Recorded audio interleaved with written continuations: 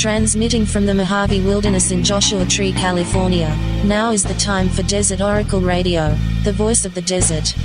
Night has fallen on the American desert, and that means it is time for Desert Oracle Radio, and it's a much cooler night than we have been able to recently enjoy.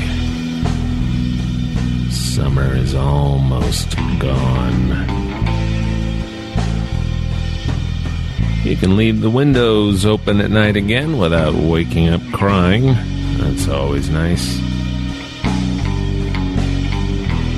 And at the Goldstone Deep Space Antenna Station, located in a lonesome and quiet bowl in the mountains, midway between Barstow and Badwater, there is some sadness tonight, but there's also pride and joy because one of the greatest space science missions in our brief history of exploring the solar system came to an end on this very morning. At 4:55 a.m. Mojave time, that's when contact was lost with the Cassini spacecraft, as it plunged as planned into the churning atmosphere of Saturn. Goldstone is one of 3 deep space antenna stations spread around our planet, placed 120 degrees apart. As the world turns, the signal from Cassini passed over from one antenna station to the next, set in quiet open space here in the California desert and west of Madrid and southwest of the Australian capital, Canberra. These isolated antenna complexes take in a steady stream of transmissions from our far-flung robotic correspondents, including the Voyager probes, the Mars Express, the Mars Odyssey, and until this morning, Cassini, ending a mission that began 20 years ago with its launch back in 1997.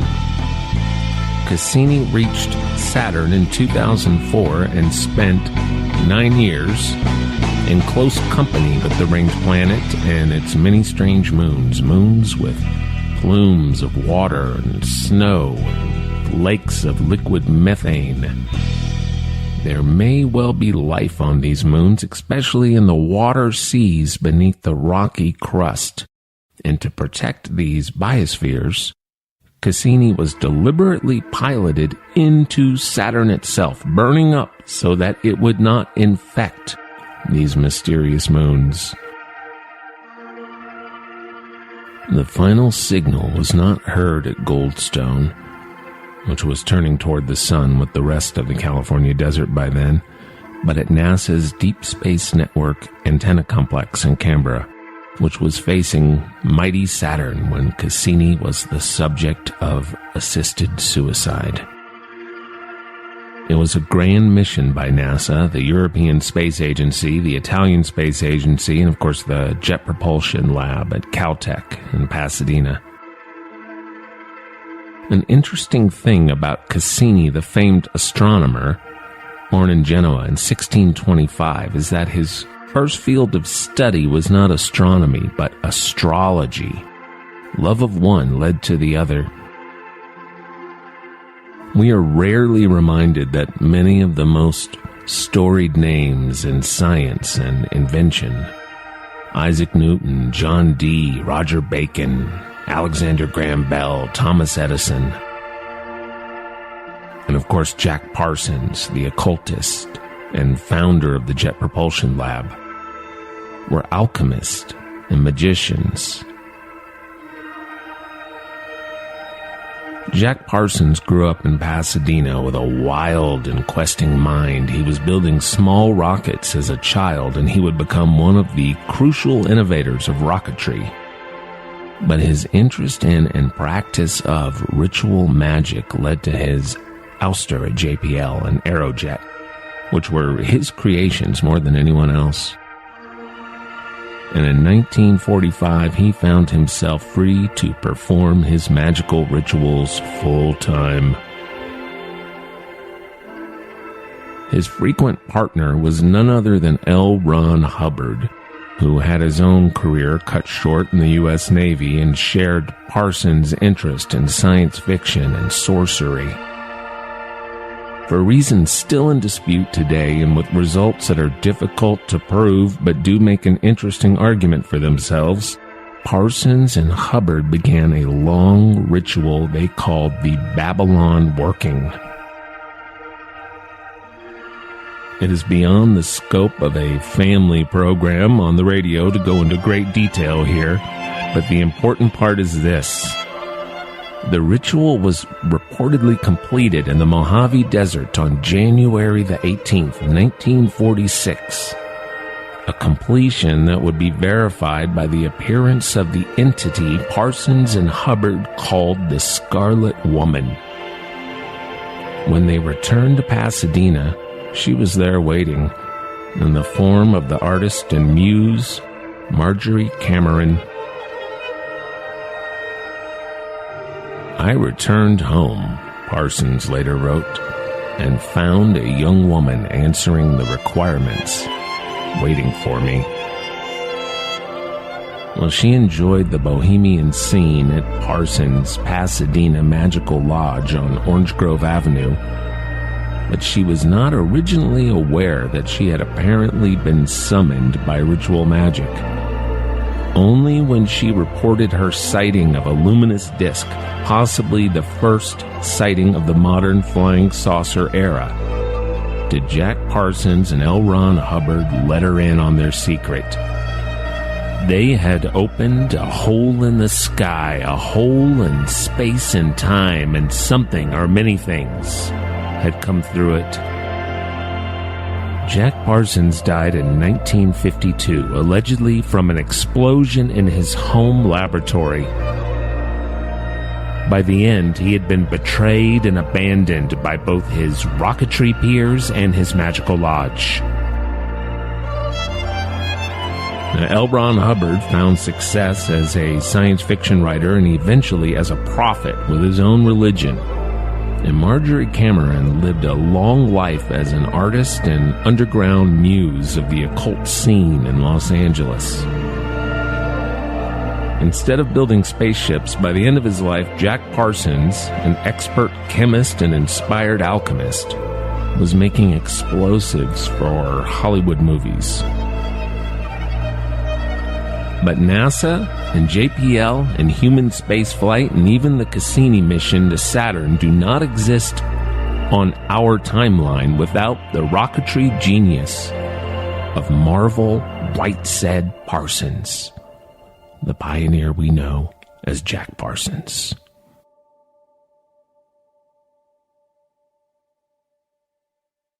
Speaking of Marvel, his given name, if you look at his photographs today, especially the famous shot taken in 1941, this dashing, goateed rocketry and chemistry pioneer may well remind you of the Marvel Comics character Tony Stark. The broken-hearted businessman, chemist, and rocketry pioneer who becomes the Iron Man, as drawn by the legendary Jack Kirby, who had his own direct connection to the great old gods of space and time. And Jack Parsons will surely bring to mind the Tony Stark as portrayed by the actor Robert Downey Jr. And those scenes of Afghanistan in 2008's Iron Man movie, they were filmed in the Alabama hills, just off the 395 in the eastern Sierra Desert, the setting for hundreds of movies and television shows about cowboys and superheroes and space monsters. There's a movie history museum right there in Lone Pine. I encourage you to visit. Another place you can visit, one of the eeriest places you can visit today, is a place called Rocket Site Road, which crosses the old 20-mule team road south of Boron, at the far end of Edwards Air Force Base, just west of Kramer Junction on the 395. There is a jagged, burnt-up mountain here, clearly visible from the public roadway, and it is studded with the metal hulks of old rocket engines tested by NASA and JPL in the military. The engines bolted to the rock so they wouldn't hurl themselves across the sky. And there was a mysterious explosion at the Rocket Site Laboratory on September 7th of 1990. A mushroom cloud rose over the lab as lines of ambulances raced down Rocket Site Road. People who live along Highway 58 there were not told that the toxic cloud was hydrogen chloride from a multi-rocket and missile explosion. The poison cloud dispersed over the western Mojave. Now, Jack Parsons performed ancient and new magic rituals. Rituals of blood and skin and desert wind. He writes of the completion of this working in the Mojave Desert. In January 1946, I had been engaged in the study and practice of magic for 7 years, and in the supervision and operation of an occult lodge for 4 years, having been initiated into the sanctuary of the Gnosis by the Beast 666, Brother 132, and Brother Saturnus. At this time, I decided upon a magical operation designed to obtain the assistance of an elemental mate. This is a well-known procedure in magic, consisting of the invocation of a spirit or elemental into tangible existence by various magical techniques.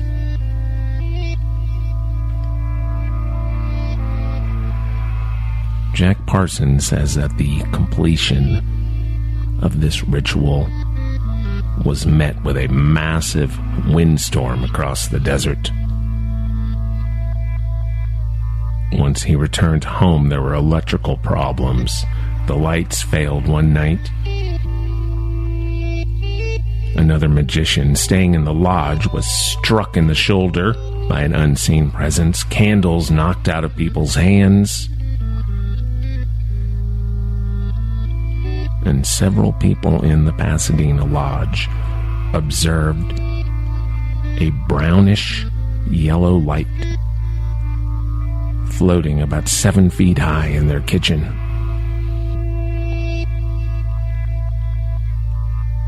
Says Jack Parsons, I banished it with a magical sword and it disappeared.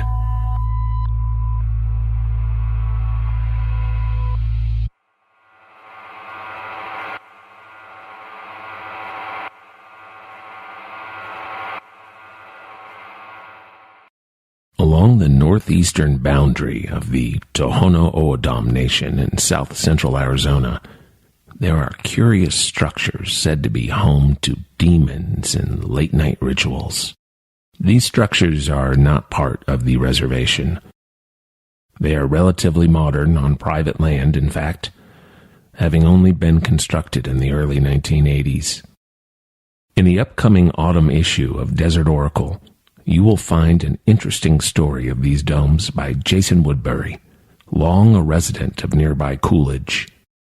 We spoke to Jason, a talented music critic and well-known music and records man of Phoenix, Arizona, about his investigation of these strange space-age structures. They're off Interstate 8, south of Casa Grande. You can actually see them from the highway. You get off on Thornton Road and you go south, and it turns to a dirt road right before you hit these domes, these structures that were erected in the early 80s. They feel older, they look more fantastical, than, these were some things built in the early 80s by a technologies company to build microchips out in the desert, which is what is established. They are that. That's what it was. They were built in 1982 by a company called Intercom Technologies to build microchips, probably provide jobs for Casa Grande residents and, semi-skilled labor and all that stuff. So but they were abandoned pretty quickly on. They never actually went into operation. From the road, you can kind of see them off in the distance. You see the very tops of them, because there's, brush everywhere up around. There's trees and stuff surrounding them. Then you turn off the interstate. You go down this road. There's a couple trailer homes. Nothing much out there. It's fairly removed from Casa Grande proper. And you see them on your left side, clear as day. They're these weird-looking domes. They look like something out of Star Wars. They look like Tatooine settlements or something like that. There is a barbed wire fence surrounding them. They are private property. You can just climb right through that barbed wire fence. It's very easy to do, and a lot of people have done it apparently because they're tagged up, just covered in graffiti. But they're weird. They're weird looking, and there's a weird energy to the place. And when I walked through it, I actually took out my iPhone and I recorded me stepping through them, because there's a weird ricochet pattern from your feet on the concrete, and it kind of bounces around in these dome structures. And they're a very strange place that, for a lot of reasons, took on like an air of local mystery. Local lore sprang up around the domes. So I grew up in Coolidge, which is a neighboring town, and it's close enough, and you'd hear just random bizarre tales. Lots of tales about satanic rituals. I think that we're talking, the domes were fairly well abandoned even by the mid-'80s. So that's ripe for the satanic panic kind of movement, where every space that wasn't completely sanitized or safe to be sort of took on this weird air of evil energies or whatever. So there was definitely a lot of stuff like that. People would talk about how there were sacrifices out there. People would talk about how they were haunted. People would talk about how there were specifically demons creeping around the domes. And some of the graffiti plays into that. It's probably hard to say what's the cause and what's the effect. If somebody spray painted a pentagram on there and then all of a sudden people just started to get very, spooky ideas about what the place was, or if those stories started spreading and someone showed up and thought a place this evil deserves a good pentagram. I don't know which one it was. It says 666 on one of the domes. Somebody spray painted that, and there are all these rumors of people going out there to sacrifice chickens or sacrifice other animals. And I saw no such evidence of bloodshed on my trip out there, but nonetheless, it just kind of circulates. Everybody talked about these places, these domes, as if there was a certain paranormal energy out there, and the otherworldly vibe of the place, and the way these things look, which people will be able to see some photos in the magazine, but they do look like flying saucers landed in the desert. One of them has got like the traditional flying saucer shape, and the others are more rounded. Local lore just sprang up around people going out there to party, and they'd show up and there were people in cloaks there, or people went out there to drink a 40 and there was a bunch of dead birds. All these things, people would just talk about these things, and I don't know anybody nobody apparently took photos. Nobody documented it. Apparently the cops would get called out there all the time, probably by residents of the mobile homes that are nearby, because kids are out there partying. You know what I mean? That's what I think. That's what I know happened out there, was kids went out there and drank beers and just hung out. And that was a really easy... There was something about growing up in a place like Coolidge or like Casa Grande, Pinal County. There were all these abandoned spaces around the cities that took on this same kind of lore.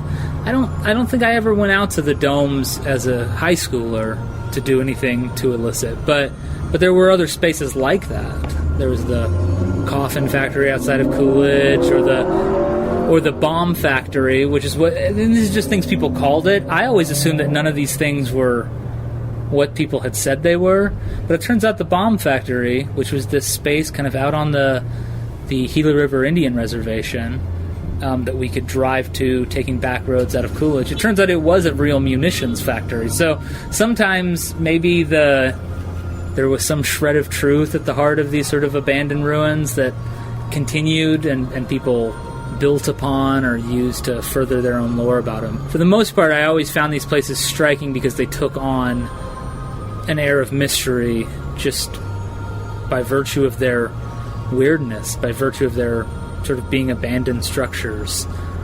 Is there a local monster associated with any of these places that has a name or a... I don't know that there was a local monster associated so much with the domes, but I definitely remember that as far as these spaces around Coolidge, people talked about Hoofman, who was a man with cloven hooves. This was it, like you'd hear about the Hoofman at the munitions factory or at the coffin factory, or just sort of out often associated with the spaces around town. So the reservation for the most part. And I had Native American friends who would tell me stories about Hoofman, who was a man with cloven hooves, and how, you'd hear stories about how a man had gone into the casino and had won big, kind of walking from slot machine to slot machine, winning big, and then he would leave, and then upon collecting his winnings and departing, people would rewatch the footage, and you would notice that he had cloven hooves in his just in the video footage. You never noticed it when you were talking to him. So Hoofman was definitely talked about a lot. We had the Weeping Woman was a big one too, around the canals. I think that's a pretty common one any place where you have Chicano culture or Hispanic culture, but like a woman who had drowned her babies for some reason in her youth, and now she patrols the canals, crying out for these children.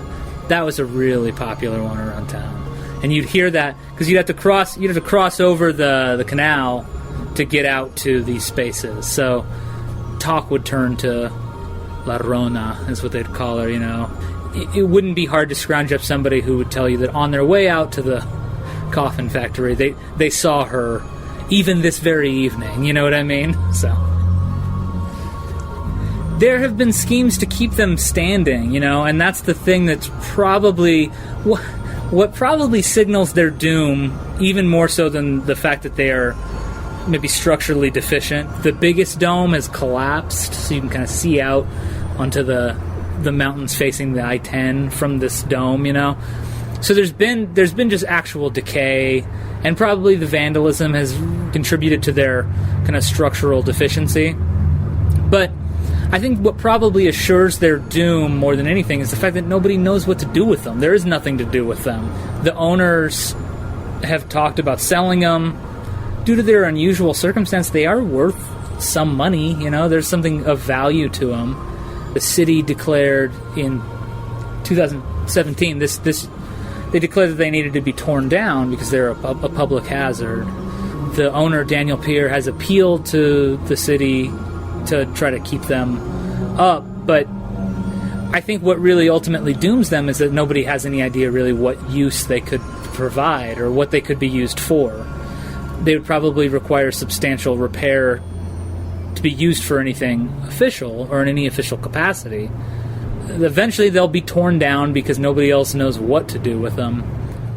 I tend to think that these things have an artistic value, and maybe that comes from being a kid who was raised in Pinal County, where we didn't have, there was a library, obviously, and there was maybe like a city hall with maybe some sort of monuments or some sort of historical record.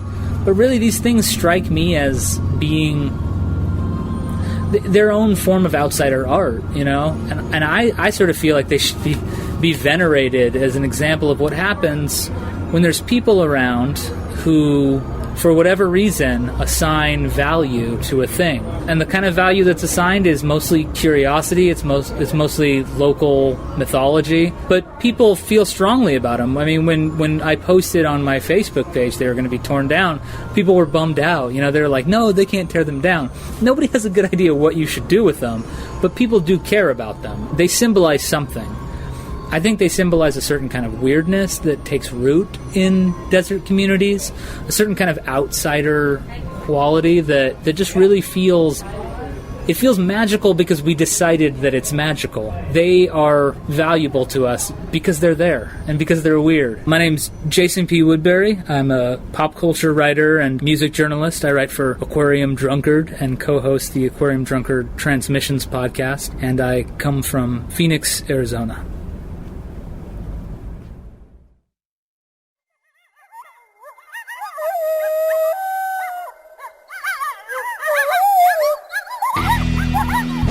Some announcements. Well, this is a big one, and I do hope you will mark your calendar. November 16 at 6 p.m. on Free Museum Thursday at the Sublime Palm Springs Art Museum. We will be presenting Desert Oracle Radio live in the lecture hall. This is the first time we are attempting such a feat, and by we, I mean not only your Desert Oracle host, but also Doc Daniels of Mojave Phone Booth infamy, and Brendan Mays, who you know from his frequent baffling phone calls to this program, and other special surprises. Make a night of it. Enjoy downtown Palm Springs at the very nicest time of year, a cool autumn evening.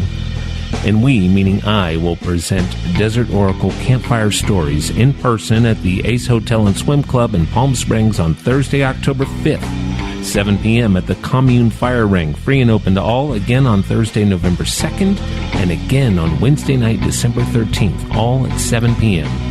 As for me, I will appreciate every blessed day and night from now through the perfect season of fall, the cold and sunny desert winter, the wondrous spring, for this is the good time of year in the high desert, the best time of year.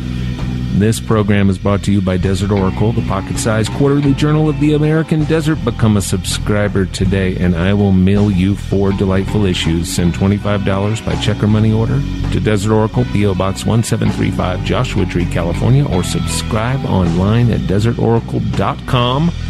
Get the podcast of this broadcast on iTunes, Stitcher, Google Play, and tune in the radio app that turns your $1,000 cell phone into a somewhat reliable $10 radio. I do enjoy your letters and tweets and other forms of communication. I encourage you to drop us a line, radio@desertoracle.com. Have an idea for the show? Would you like to be on the show?